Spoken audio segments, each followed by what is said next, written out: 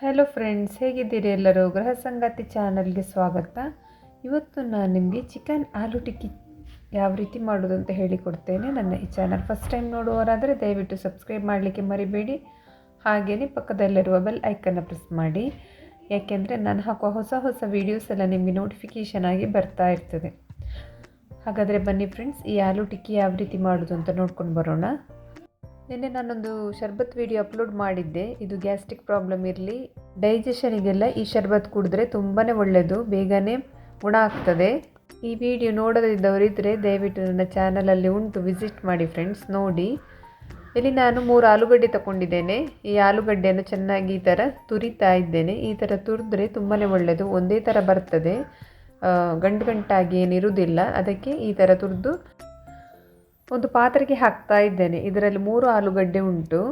ಇದಕ್ಕೆ ನಾನಿಲ್ಲಿ ಬೇಯಿಸಿದ ಚಿಕನನ್ನು ಹಾಕ್ತಾ ಇದ್ದೇನೆ. ಬೇಯಿಸಿದ ಚಿಕನ್ ಉಂಟಲ್ಲ, ಅದನ್ನು ಈ ಥರ ಉದ್ದ ಉದ್ದ ಮಾಡಿ ಚೀರ್ ಮಾಡಿ ಹಾಕ್ತಾ ಇದ್ದೇನೆ.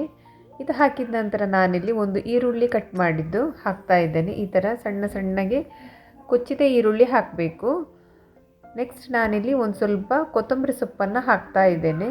ಇದು ಹಾಕಿದ ನಂತರ ನಾನು 1 ಚಮಚ ಕಾಶ್ಮೀರಿ ಲಾಲ್ ಮಿರ್ಚ್ ಪೌಡರ್ ಹಾಕ್ತಾ ಇದ್ದೇನೆ. ಅರ್ಧ ಚಮಚ ನಾರ್ಮಲ್ ಆಗಿರೋ ಮೆಣಸಿನ ಹುಡಿ ಉಂಟಲ್ಲ, ಖಾರದ್ದೇ, ಅದು ಹಾಕ್ತಾ ಇದ್ದೇನೆ. ಅದು ಹಾಕಿದ ನಂತರ ನೆಕ್ಸ್ಟ್ ಅರ್ಧ ಚಮಚ ಗರಂ ಮಸಾಲ ಪೌಡರ್ ಹಾಕಬೇಕು. ಗರಂ ಮಸಾಲ ಪೌಡರ್ ಹಾಕಿದ ನಂತರ ಅರ್ಧ ಚಮಚ ಚಾಟ್ ಮಸಾಲ ಪೌಡರ್ ಹಾಕ್ತಾ ಇದ್ದೇನೆ. ಚಾಟ್ ಮಸಾಲ ಪೌಡರ್ ಹಾಕಿದ ನಂತರ ರುಚಿಗೆ ತಕ್ಕಷ್ಟು ಉಪ್ಪು ಹಾಕ್ತಾ ಇದ್ದೇನೆ. ಉಪ್ಪು ಹಾಕಿದ ಮೇಲೆ ಚೆನ್ನಾಗಿ ಮಿಕ್ಸ್ ಮಾಡಬೇಕು. ಈ ಮಸಾಲೆ ಎಲ್ಲ ಈ ಬಟಾಟೆಗೆ ಹಿಡಿಬೇಕು, ಹಾಗೆ ಚೆನ್ನಾಗಿ ಮಿಕ್ಸ್ ಮಾಡ್ಕೊಳ್ಳಿ. ಮಿಕ್ಸ್ ಮಾಡಿದ ನಂತರ ಈ ಥರ ಆಗಬೇಕು. ಈ ಥರ ಆದ ನಂತರ ನಮಗೆ ಎಷ್ಟು ದೊಡ್ಡ ಉಂಡೆ ಬೇಕು ನೋಡಿ, ಅಷ್ಟು ದೊಡ್ಡ ಉಂಡೆ ತಗೊಂಡು ರೌಂಡ್ ಮಾಡಬೇಕು. ರೌಂಡ್ ಮಾಡಿ ಈ ಥರ ರೌಂಡ್ ಮಾಡಬೇಕು. ರೌಂಡ್ ಮಾಡಿ ಈ ಥರ ಒತ್ತಿ ಶೇಪ್ ಕೊಡಬೇಕು. ಈ ಥರ ಶೇಪ್ ಕೊಡಬೇಕು ನೋಡಿ. ಈ ಥರ ಮಾಡಿ ಎಲ್ಲ ರೆಡಿ ಮಾಡಿ ಇಟ್ಕೊಳ್ಬೇಕು. ಈ ಥರ ಎಲ್ಲ ರೆಡಿಯಾಗಿದೆ. ಇಷ್ಟಾದ ನಂತರ ನಾನಿಲ್ಲಿ ಸ್ವಲ್ಪ ಶೇವಿಗೆ ತಗೊಂಡಿದ್ದೇನೆ ನೋಡಿ, ಸಪ್ಪರದ್ದು ಶೇವಿಗೆ ಈ ಥರ ಕೈಯಲ್ಲಿ ಹುಡಿ ಮಾಡಿ ತಗೊಂಡಿದ್ದೇನೆ. ನಂತರ 2 ಮೊಟ್ಟೆ ತಗೊಂಡಿದ್ದೇನೆ. ಈ ಮೊಟ್ಟೆಗೆ ಒಂದು ಸ್ವಲ್ಪ ಉಪ್ಪು ಹಾಕ್ತಾ ಇದ್ದೇನೆ. ರುಚಿಗೆ ತಕ್ಕಷ್ಟು ಒಂದು ಸ್ವಲ್ಪ ಉಪ್ಪು ಹಾಕಬೇಕು. ಹಾಕಿದ ನಂತರ ಒಂದು ಸ್ವಲ್ಪ ನೀರು ಹಾಕ್ತಾ ಇದ್ದೇನೆ, ಜಾಸ್ತಿ ಅಲ್ಲ, ಒಂದು ಸ್ವಲ್ಪ ಹಾಕಿದ ನಂತರ ಈ ಥರ ಮಿಕ್ಸ್ ಮಾಡ್ತಾ ಇದ್ದೇನೆ. ಮಿಕ್ಸ್ ಮಾಡಿದ ನಂತರ ಮೊಟ್ಟೆದು ಬ್ಯಾಟರ್ ರೆಡಿ ಆಯಿತು.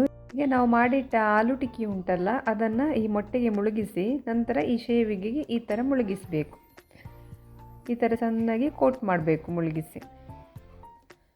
ಈ ಥರ ಕೋಟ್ ಮಾಡಿದ ನಂತರ ನೋಡಿ, ನಾವು ಮಾಡಿದ ಟಿಕ್ಕಿ ಈ ಥರ ಆಗಿದೆ. ಈ ಥರ ಆಗಿದೆ. ಇದನ್ನು ರೆಡಿ ಮಾಡಿಟ್ಕೊಂಡು ಒಂದು ಪ್ಲೇಟಲ್ಲಿ ಇಡಬೇಕು. ಇದೇ ಥರ ಎಲ್ಲ ಆಲೂ ಟಿಕ್ಕಿಯನ್ನು ಇದೇ ಥರ ರೆಡಿ ಮಾಡಿ ಇಟ್ಕೊಳ್ಬೇಕು ನೋಡಿ. ಫಸ್ಟಿಗೆ ಮೊಟ್ಟೆಗೆ ಮುಳುಗಿಸಿ ನಂತರ ಶೇವಿಗೆಗೆ ಈ ಥರ ಫುಲ್ ಕೋಟ್ ಮಾಡಿ ತಗೊಳ್ಬೇಕು. ಈ ಥರ ಎಲ್ಲ ರೆಡಿ ಮಾಡಿ ಇಟ್ಕೊಳ್ಬೇಕು. ಇಷ್ಟು ಮಾಡಿದ ನಂತರ ಒಂದು 10 ನಿಮಿಷ ರೆಸ್ಟಿಗೆ ಇಡಬೇಕು. ತಕ್ಷಣವೇ ಮಾಡೋದಲ್ಲ, 10 ನಿಮಿಷದ ನಂತರ ನಾನಿಲ್ಲಿ ಗ್ಯಾಸ್ ಮೇಲೆ ಕಾವಲಿ ಇಟ್ಟಿದ್ದೇನೆ. ಈ ಕಾವಲಿಗೆ ಎಣ್ಣೆ ಹಾಕ್ತಾ ಇದ್ದೇನೆ. ಎಣ್ಣೆ ಬಿಸಿಯಾದ ನಂತರ ಇಲ್ಲಿ ನಾನು ಜಾಸ್ತಿ ಎಣ್ಣೆ ಹಾಕಲಿಲ್ಲ, ಸ್ವಲ್ಪನೇ ಎಣ್ಣೆ ಹಾಕಿದ್ದು, ಶಾಲೋ ಫ್ರೈ ಮಾಡಲಿಕ್ಕೋಸ್ಕರ. ಫ್ರೆಂಡ್ಸ್, ಎಣ್ಣೆ ಬಿಸಿಯಾದ ನಂತರ ಮಾಡಿಟ್ಟ ಆಲೂ ಟಿಕ್ಕಿಯನ್ನು ಒಂದೊಂದೇ ಕಾಯಲಿಕ್ಕೆ ಹಾಕ್ತಾ ಇದ್ದೇನೆ ನೋಡಿ.